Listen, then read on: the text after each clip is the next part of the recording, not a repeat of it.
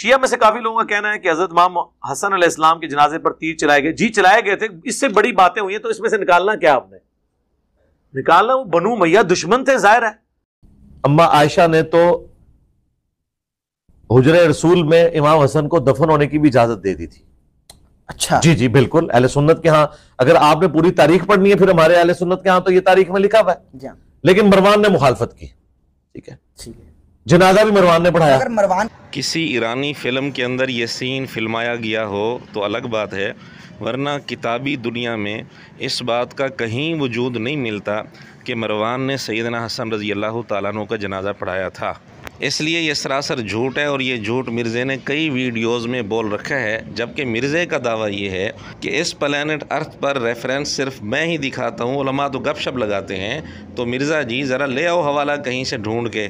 باقی مرزے نے جو دوسری بات کی کہ بنو امیہ نے سیدنا حسن رضی اللہ تعالیٰ عنہ کے جنازے پر تیر چلائے تھے, اور اسی طرح مرزے کا یہ کہنا کہ امی عائشہ رضی اللہ عنہا نے روضہ پاک میں دفن ہونے کی اجازت دے دی تھی, مروان رکاوٹ بن گیا, یہ باتیں کتابوں کے اندر اگرچہ لکھی ہیں لیکن سند کے ساتھ ان کا ثبوت نہیں ہے. اگر مرزا یا اس کے شاگردوں کے اندر کوئی غیرت ہے, ہمت ہے, تو صحیح سند کے ساتھ یہ چیزیں ثابت کر کے دکھائیں. اور اگر مرزا یا اس کے شاگرد یہ کہیں کہ جی کتابوں میں لکھا ہوا تو ہے, تو پھر لکھا ہوا تو بہت کچھ ہے, جو کتابوں میں لکھا ہوا ہے وہ سارا پھر مرزے کو بیان کرنا چاہیے. مثلا تاریخ ابن کثیر یعنی البدایہ والنہایہ جس کے حوالے مرزا خود دیتا رہتا ہے, اس میں لکھا ہے کہ سیدنا حسین رضی اللہ تعالیٰ عنہ کی نسل صرف امام زین العابدین سے چلی ہے, اور امام زین العابدین یعنی علی بن حسین رحمۃ اللہ علیہ ان کی اولاد پہلے نہیں تھی. پھر کس طرح ہوئی؟ مروان نے ان سے کہا کہ آپ باندیاں رکھ لیں, آپ کی اولاد بہت زیادہ ہوگی. انہوں نے کہا کہ باندی رکھنے کے لیے میرے پاس گنجائش نہیں ہے, پیسے نہیں ہیں. تو مروان نے ان کو 1,00,000 قرض دیا اور انہوں نے باندیاں خریدیں, اولاد بہت زیادہ ہوئی, نسل آگے بہت زیادہ چلی.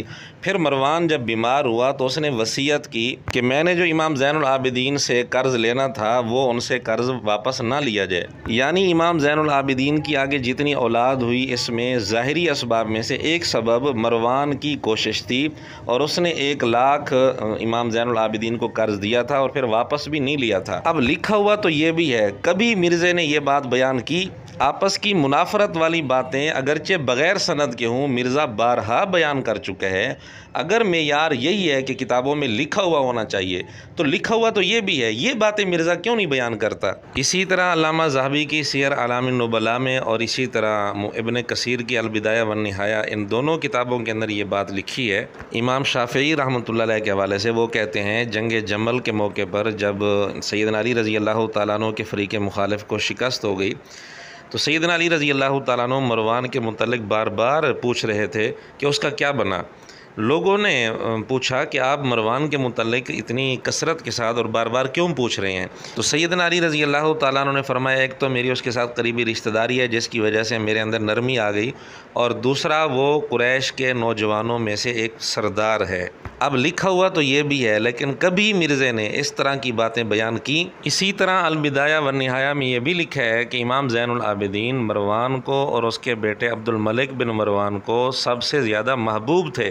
اور البدایہ والنہایہ میں یہ بھی لکھا ہے کہ ایک دفعہ مختار ثقفی نے امام زین العابدین کو 1,00,000 درہم بھیجے, لیکن امام زین العابدین قبول بھی نہیں کرنا چاہتے تھے اور واپس کرنا بھی مصلحت کے خلاف سمجھتے تھے, خطرہ تھا, فتنے کا اندیشہ تھا. تو انہوں نے وہ 1,00,000 درہم اپنے پاس رکھ لیے. جب عبد الملک بن مروان کی حکومت آئی تو امام زین العابدین رحمۃ اللہ علیہ نے پیغام بھیجا عبد الملک بن مروان کی طرف کہ اس طرح مختار ثقفی نے میرے پاس 1,00,000 درہم بھیجے تھے لیکن میں نے اپنے پاس رکھ لیے تھے, ان کو استعمال نہیں کیا, آپ واپس اٹھا لیں.